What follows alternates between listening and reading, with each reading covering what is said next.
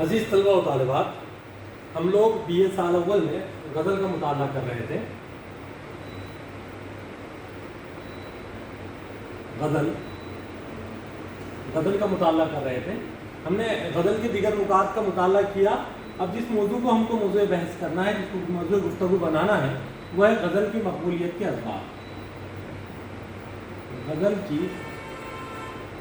مقبولیت کے اسباب۔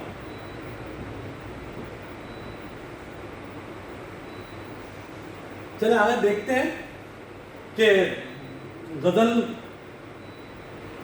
آخر اتنے رد و قبول کے بعد اردو ادب میں قائم کن وجوہات کی وجہ سے ہے۔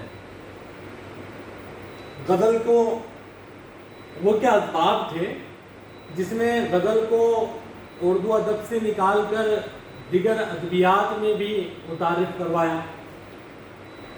اردو ادب کے ساتھ غزل دیگر ادبیات میں بھی اپنی فنی اور موضوعاتی خصوصیات کے ساتھ شامل ہوئی ہیں۔ دراصل اردو کے غزل کے ابتدائی دور میں ہم نے جیسے کہ دیگر موضوعات کو گفتگو میں پڑھا ہے کہ غزل کے معنی ہی حسن و عشق ہے، غزل کا موضوع حسن و عشق ہے۔ غزل کے معنی عورتوں سے باتیں کرنا یا عورتوں کی باتیں کرنا یا عورتوں کے متعلق باتیں کرنا ہے، بہرحال ناز و انداز کی باتیں کرنا ہے۔ یہ تو بات اپنی جگہ مسلم رہی، اس پہ ہم تفصیلی گفتگو کرتے آئے ہیں۔ لیکن غزل کو انجمن پنجاب تحریک کے زمانے میں بڑی شدید مخالفت کا سامنا بھی کرنا پڑا۔ محمد حسین آزاد حاجی جیسی شخصیتوں نے غزل کو مسترد کر دیا، بلکہ نیم وحشی صنف سخن بھی کہلائی، اور یہاں تک کسی نے اس کی گردن زدنی کا بھی حکم صادر کر دیا، یا پھر آگے بڑی بات تو کسی نے اس کے اندر سے سنڈاس کی بو کا بھی احساس دلایا۔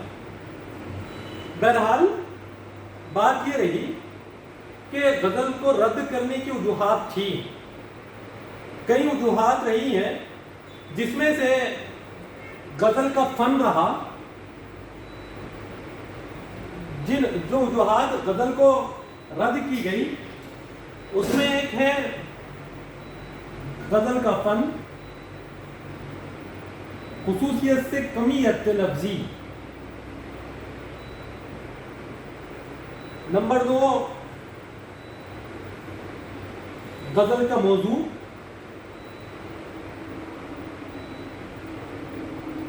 نمبر 3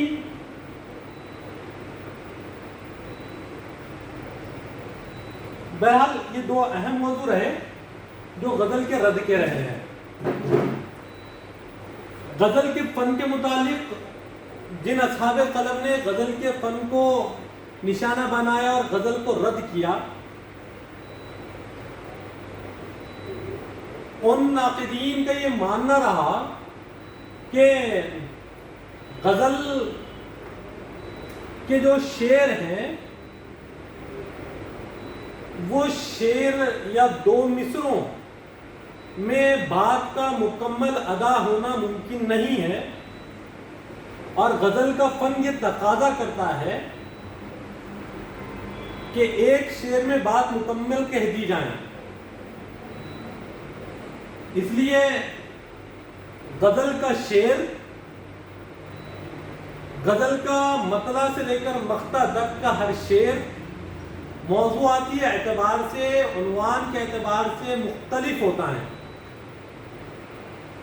غزل کے کسی شعر میں تسلسل نہیں ہوتا، پہلا شعر دوسرے سے، دوسرا شعر تیسرے سے، بلکہ مطلع سے لے کر مقطع تک ہر شعر منفرد ہوتا ہے۔ غزل میں کوئی تسلسل نہیں ہوتا۔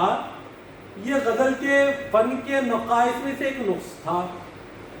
دوسرا غزل کے فن کے نقص میں یہ بھی بات تھی کہ غزل جو اشارے کنائیوں میں بات کہتی ہیں وہ بات واضح طور پر غزل کا شاعر بیان نہیں کرتا، بلکہ اشارے کنائیوں میں بات کو کہتا ہے۔ کسی موضوع کے حق کو وضاحت کے ساتھ غزل کا شاعر بیان نہیں کر سکتا، اس لیے غزل کا فن یا غزل کا موضوعاتی بیانیہ یہ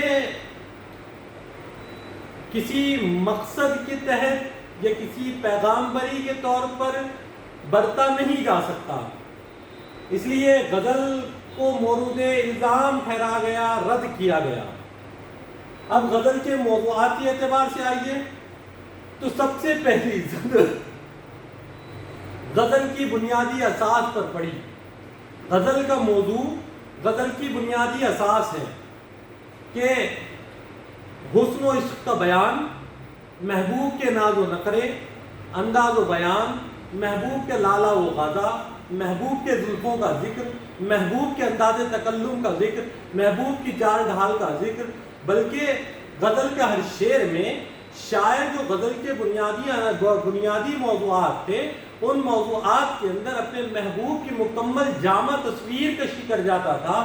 اس لیے کہا گیا کہ غزل کے اندر صرف اور صرف عشق اور معشوق کی باتیں ہوتی ہیں، حسن و ناز انداز کی باتیں ہوتی ہیں، نہ کہ اس کے اندر زندگی سے آنکھ ملانے کا فن ہے۔ یہ زندگی اور زندگی کے موضوعات کو برت نہیں پائے گی، اس لیے غزل کو رد کیا گیا۔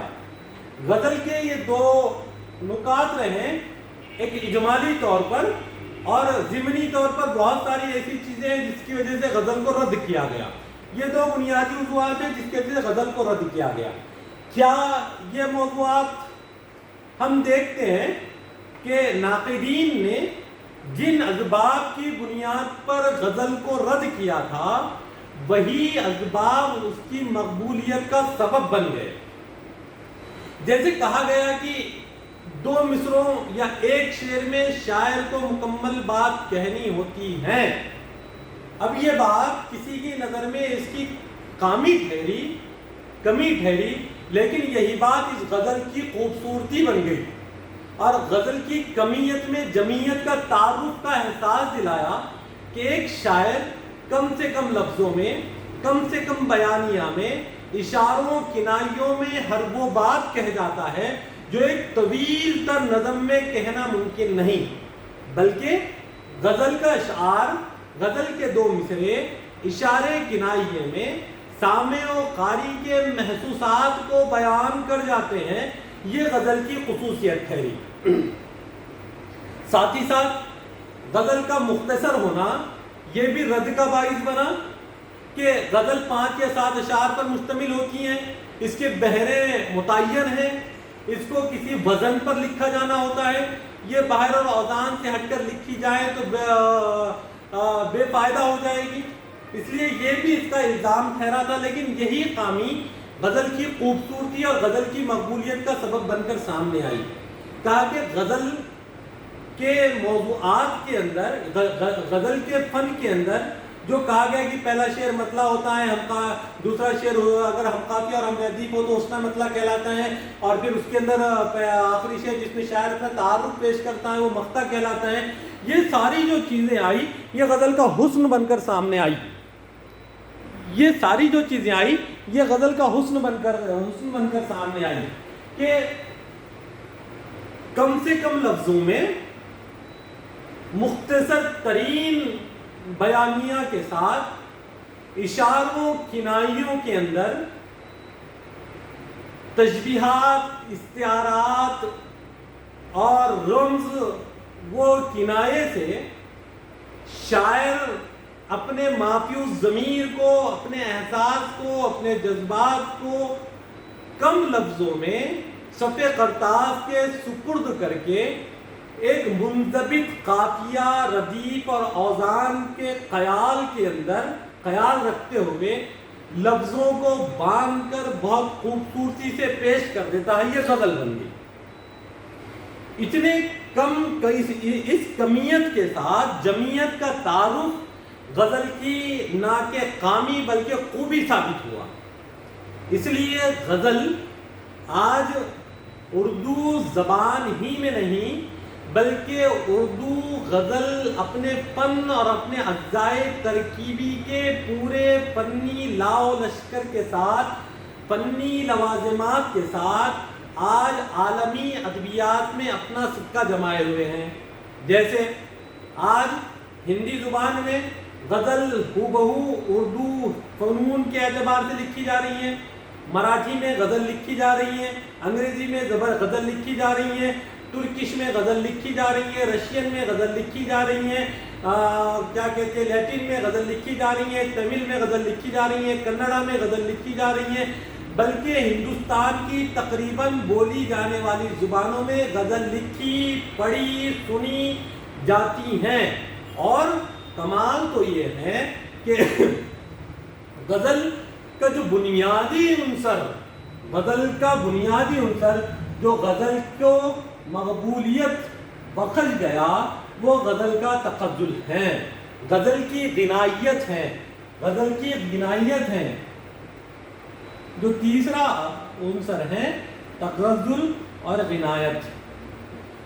غزل کا تغزل اور غنایت ہے.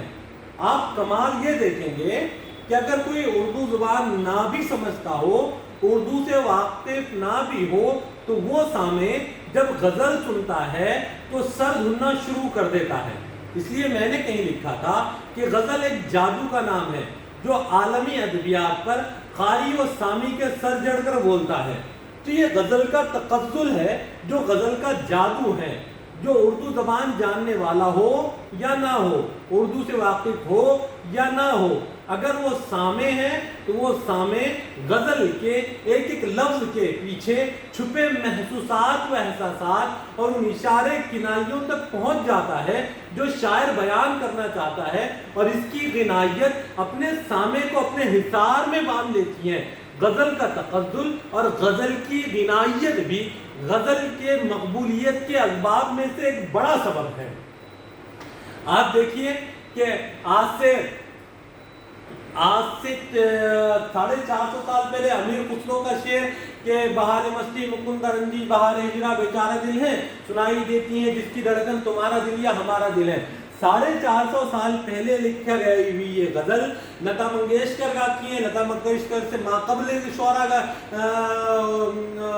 گلوکار گاتے ہیں، محمد رفیع گاتے ہیں. جدید دور کے نئے نئے شعراء پاپ میں ہپ ہاپ میں جتنے فارمز آج سنگنگ کے گانوں کے آگے اتنے سارے فارم میں آج یہ شعر باز گشت بن کے سنائی دیتا ہے. اصل وجہ یہ ہے کہ اس شعر کے اندر جو تغزل ہے، بلکہ اس شعر کے اندر جو زبان استعمال ہوئی ہے وہ زبان آج رائج بھی نہیں ہے. یہ زبان کے الفاظ آج رد ہو چکے ہیں. اردو بولنے والے بھی ایک کم حلقہ ہوگا جو اس زبان کو جانتے ہو، اس زبان کے اس شعر کے مطلب بھی پہچانتے ہو.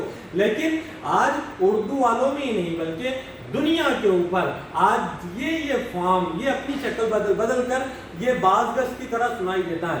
یہ وجہ بنیادی یہ ہے کہ غزل کی غنائیت اور غزل کا تغزل یہ غزل کی جو شعر کے اندر پیوست ہیں. جیسے میر تقی میر کا شعر کم و بیش فلم انڈسٹریز کے ہر زمانے میں یہ شعر یہ شعر بازگشت بنتا گیا کہ پتا پتا بوٹا بوٹا حال ہمارا جانے ہیں جانے نہ جانے گلی جانے نہ جانے باغ تو. یہ اس کے علاوہ بہادر شاہ ظفر کی غزلیں، مومن کی غزلیں، غالب کی غزلیں. بھئی غالب کا تو کمال ہے. غالب کے غزل کے تغزل نے غزل کو اس معیار پر پہنچایا کہ آج بھی ہر آنے والا نہیں کلاسیکی غزل کے گانے والے لوگ غالب کو جب تک آموختہ نہ کر لیں اس کی سنگنگ ہی مکمل نہیں ہوتی. یہ غنائیت اور تغزل غزل کے اسباب میں سے ایک سبب رہا ہے. اب اگر ہم اس کے بعد نکلتے ہیں فنی اعتبار سے جہاں غزل رد کے دہانے پر تھی وہی اسباب اس کی مقبولیت کا سبب بنے. اور غزل کا بنیادی عنصر جو روح بن کر غزل کی دوڑتا ہے وہ غزل کی غنائیت اور غزل کا تغزل ہے. غزل کے تغزل نے غزل کو عالمی ادبیات میں متعارف کروایا ہے. ہاں، اور یہی غزل کا تغزل غزل کی تشخص بھی بنا ہے.